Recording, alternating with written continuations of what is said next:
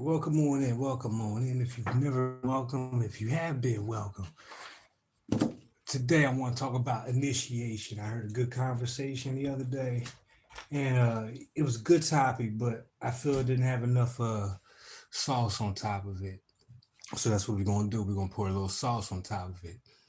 And I want to go back to this date right here, 16th of December, 2017, right? That's when I got my second degree. Um, and there's the picture that I took while I was taking the first part of the test on Friday. Now with the initiation thing, right? Let me turn this around a minute so we can talk, right? It's gonna let me. It's like this. There's man's initiation and then there's spirit's initiation, and this is the difference. We have systems that we create, such as martial arts, where it has a system that you go through. It's a regiment, it's a training in which you're graded or tested at the end, just like anything, right? For this particular one, I was going for my second degree, so that's like 13 katas. That's like 500 push-ups, 300, you know, sit-ups and all that other shit. Not a big deal. It's something that you train for, you condition, and man's initiation nowadays is a little bit watered down. And what I mean by that is usually when you go into systems like this, most of the time, if not all the time, your instructor, your teacher already knows your capabilities. They already know what you're capable of and what you can do and what you do. And they're just going to give you a day or two just to showcase all of that, with your friends and family around, a little added pressure, no big deal. So it's pretty much in the bag. And the watered down part is most systems don't care whether you're performing at the top notch or not. They're going to give you the belt because of the money kind of thing, right? I was fortunate enough to be in a couple of schools where that wasn't the case. So you had to earn it. You know what I mean? You had to show up on time. You had to do everything in the proper way, or you weren't getting your belt. You feel me? On this day, December 16th, I'll never forget it. I was supposed to test in the summertime, but I hurt my knee and I had to wait for another 6 months because the that was the cycle of what I'm saying, testing. So long story short, I wake up on December 16th. I'm hype. I'm ready. I got all my stuff. My pressure point thing I'm a little iffy on, I think, but I know I got it. As soon as I get ready to step out the door, maybe an hour before then it starts snowing, and that snow turned into sleet and hail. I get up the street. The buses aren't running. They're moving about an inch every 15 minutes. That's how much traffic is on City Line Avenue. So I have a choice now. I can either call somebody or I can go back home and not take the test. And that's not an option. So I call everybody I know. Everybody I know who's taking the test is already there. You know what I'm saying? Everybody done left out. So now I have two options. I can risk getting on this bus, or I can walk the 3.5 miles in the rain, in the sleet, in the ice, and hope I get there on time. It's about 6:30. Shit starts at 8. So this is where spirits initiation comes in. This is the unplanned part of my test. This is the part that I couldn't predict, and this was the part of the test that showed me who I am. And that's the whole point of spirits initiation, is to show you a part of yourself that you haven't been privy to. It's meant to push you beyond your limit and bring you to a higher level. You understand what I'm saying? So for an hour and a half through the streets of West Philly, I'm sliding around on nothing but ice and snow, going uphill. You're sliding down as you're walking, kind of shit, right? And along the way, about halfway there, I get to 69th Street, and I see this couple, and everybody's feeling it. There's traffic everywhere. You can't do anything on the roads. I was like, anything running out here? I'm trying to get up to, up the road real quick so I can get to this class real quick. And they were like, nothing's running, man. I don't think you're going to make it. That was part of the test there, right there as well. You know what I mean? Do I believe in that, or do I keep going? So what did I do? I kept going. And mind you, in the interest of time, I'm actually jogging on this slick ice and shit. You know what I mean? If you ever ran in some snowy weather and some slick ice, it's not the most fun thing in the world when you got somewhere to be.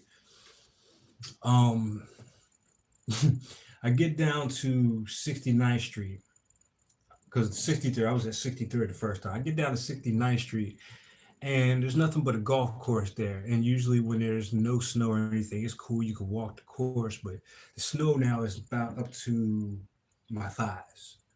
And I walk that all the way down because the streets are so narrow for the cars to get through. There's no space to walk. So I'm in drifts of snow all the way through the golf course, all the way up the hill again. Needless to say, as soon as I step in there, I'm only 5 minutes late, but I'm already dehydrated. I'm already catching cramps in both of my legs. You know what I'm saying? From doing all that shifting and trying to pile through the snow. This is Spirit's test. What do? Do you give in? You know what I'm saying? This is part of the test you can't plan. This is the unseen part of the initiation. So, first thing we do, we got to run a half an hour. So, straight out the snow in there, I'm running a half an hour. No big deal. Next, we got to do suicides. We got to do 10 suicides, like 3 sets of them bitches of 10 suicides. You know what I'm saying? We had teams of 5 just doing suicides. My toes are cramping, my legs are cramping, calves, everything you can think of, all the shit you can think of was cramping up. It was very, I had to keep stretching. Then after that, we got to do ladder kicks. If you're not familiar with ladder kicks, that's where you take maybe 2 or 3 of the main kicks, which would be, in this case, the roundhouse kick and the side kick. And what you do is, Sensei yells out 1, whew, you throw a kick out. Sensei yells 2, whew, whew, you throw 2 kicks out as fast as you can, all the way to 10 on both sides with at least 3 different kicks. Then is you start your push-ups and sit-ups, but right after that is the gauntlet. And this is when I really got to see myself, and this is what Spirit wanted me to see.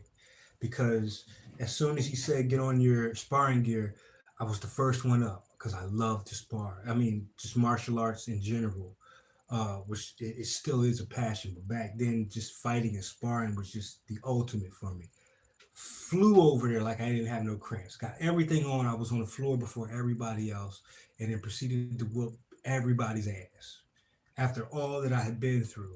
And Spirit was showing me that all that other stuff really wasn't in comparison to the joy and the, you know, what I took from martial arts and pushed me beyond my limits to where I didn't even think I was gonna, get out of there that night without throwing up or just passing out somewhere. And it almost happened a couple times. I ain't gonna lie.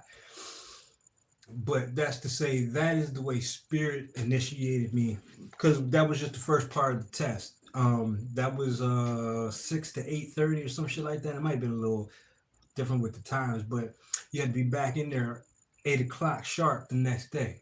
So that means I got to go back home, finish cramping up and all that, because after that workout within the dojo and the outside, oh my God, you know what I'm saying? I don't think I even got any sleep that night because it was just, you know what I'm saying? So I woke up and had to do all that shit again. This time it was the forms and the line drills for about an hour and a half. That's all you're doing. And then you got to fight again. You know what I mean? And then at the end of it all, you got to kneel in front of the, your board of peers.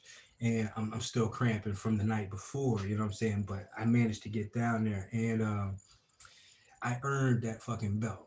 And I say that with all honesty because this brought out that spirit that I really needed to tap into. Otherwise, I would not have, because the way man's system is set up is different than the way spirit system is set up in a lot of cases. You know what I'm saying? Because man's is planned out. You know what's going to happen, but the unforeseen and and the conditioning, it goes beyond that when you get to spirit, because it's really going to push you past your limit. It's not to take away from man's, because it's going to push you to your limit as well. But when shit like that happens, it's a whole different ball game, because along the way you have a lot of choices. I could have turned back at so many different points. I could have listened to other people say, give up, you're never going to make it by that time, blah, blah, blah. And call it a day. You could wait for the next you could wait 6 months for the next test, you know what I mean? But you've worked so hard to get to a certain point that there is no turning back. So for me, that is the difference between man's initiation and spirit's initiation. All right. So with that being said, peace. I wish y'all all the best on your journey. All right.